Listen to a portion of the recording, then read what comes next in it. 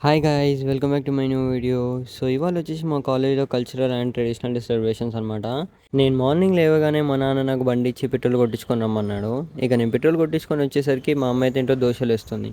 దోశలేస్తే మెక్కాక college బస్‌కి అయితే time అవుతుందని స్టార్ట్ అయిపోయా.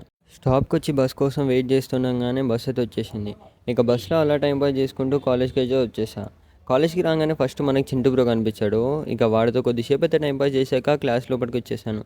క్లాస్ నుంచి బయటికి చూసేసరికి డెకరేషన్స్ అయితే స్టార్ట్ చేసేసారు మా కాలేజీలో. కొద్దిసేపు అయితే వెయిట్ చేశాక మా ఫ్రెండ్స్ అందరూ గట్టిగా రెడీ అయ్యి కాలేజ్కి వచ్చేసారు. ఈవెంట్ అయితే స్టార్ట్ అయిపోయింది. డెకరేషన్స్ అవన్నీ అయితే నాకు చాలా నచ్చాయి.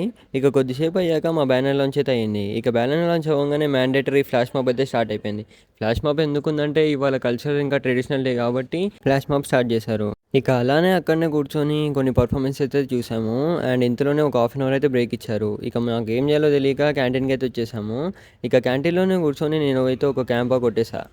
బ్రేక్ టైం అయితే అయిపోయాక పర్ఫార్మెన్సెస్ చాలా తక్కువ ఉండేసరికి కొద్దిసేపే పర్ఫార్మెన్సెస్ చేపించి మాకైతే డెక్ స్టార్ట్ చేసేసారు. మనం మొత్తం ఈవెంట్‌లో వెయిట్ చేసేది ఒక half an hour part deck కోసమే. అందులో ఎలా పడితే అలా ఎగిరాక కొద్దిసేపు అయితే బతుకమ్మ ఆడాము.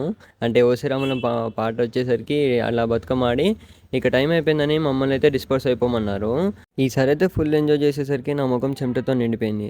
ఇందులోనే మా కాలేజ్ బస్ వస్తే ఎక్కేసి ఇంటికి వెళ్ళిపోయా. ఇవాళకి ఇంతే. Do subscribe. బాయ్.